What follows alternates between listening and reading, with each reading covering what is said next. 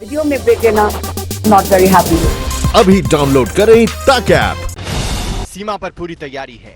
चीन की हिमाकत का पूरा हिसाब होगा। पूर्वी लद्दाख में चीन को सबक सिखाने की खुली छूट भारतीय सेना को मिल गई है। सूत्रों की माने तो रक्षा मंत्री राजनाथ सिंह के साथ सीडीएस बिपिन रावत और तीनों सेनाओं के प्रमुखों के साथ हुई बैठक में चीन को ईंट का जवाब पत्थर से देने की रणनीति बन चुकी है। आज तक को मिले एक्सक्लूसिव इनपुट के मुताबिक चीन के साथ लगने वाली 3500 किलोमीटर लंबी सरहद पर सेना को एक्शन करने की खुली छूट होगी। चीन के किसी भी आक्रामक रवैये का सेना मुंह तोड़ जवाब देगी। ग्राउंड जीरो के हालात के मुताबिक सेना जैसे चाहे एक्शन कर सकती है। गलवान में चीन की हिमाकत हिंदुस्तान के लिए भी बड़ा सबक है। चीन ने समझौते की धज्जियां उड़ाई, हमारे निहत्थे जवानों की हत्या की, लेकिन अब ऐसा नहीं होगा। चीन ने गुस्ताखी की तो उसका जवाब गोलियों से दिया जाएगा। सूत्रों के मुताबिक सरकार की तरफ से सेना को कह दिया गया है कि गलवान जैसे हालात दोबारा बने तो सेना बेहिचक गोलियां चलाए। अगर चीन हिमाकत करता है तो गोलियों से उसका जवाब दिया जाए। जवानों की जिंदगी खतरे में पड़ती है तो प्रोटोकॉल की परवाह करने की जरूरत नहीं। फील्ड कमांडर जवानों को फायरिंग करने का आदेश दे सकते हैं। अभी तक प्रोटोकॉल्स के तहत भारत और चीन की सेनाएं फायरिंग नहीं करती थीं, लेकिन अब ये सोच बदली जा रही है, क्योंकि ये सोचा जा रहा है कि अगर दुश्मन की तरफ से ऐसा हमला हो जिसमें हमारे जवानों की जान जा सकती है तो फिर फायर करना शायद अनिवार्य हो। इसीलिए फील्ड कमांडर्स को ये बोल दिया गया है कि जैसा स्थिति चाहे वैसा ही वो करें और पीछे हटने की बिल्कुल मत सोचें। तो हिंदुस्तान अब सरहद और अपने जवानों की जिंदगी की रक्षा करेगा।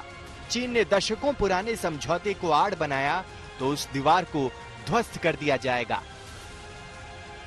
अब हर हिमाकत का जवाब गोलियों से दिया जाएगा। वायुसेना अध्यक्ष आरकेएस भदौरिया खुद लेह का दौरा कर चुके हैं। वायुसेना अध्यक्ष ये भी साफ कर चुके हैं कि 2020 के भारत का इरादा कितना फौलादी है।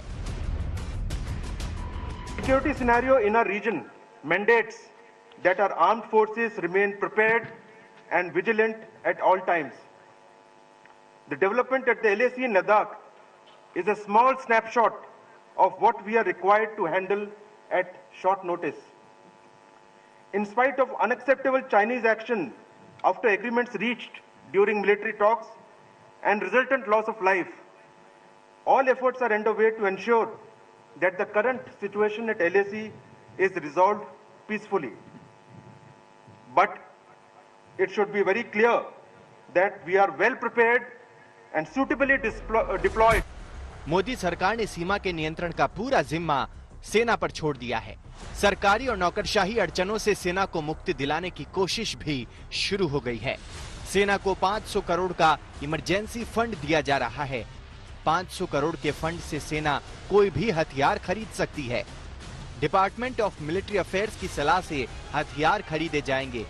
फंड का मकसद खरीद में देरी की मुश्किलों को खत्म करना है। सेना ने इस फंड के इस्तेमाल से हथियार खरीदने की तैयारी शुरू कर दी है। 1993 से यानी 27 साल से भारत चीन के बीच सीमा विवाद पर समझौते हो रहे हैं। अब तक कुल 5 समझौते हो चुके हैं, लेकिन इन समझौतों को चीन हमेशा तोड़ता रहा। लेकिन अब उसे ये सब महंगा पड़ने वाला है।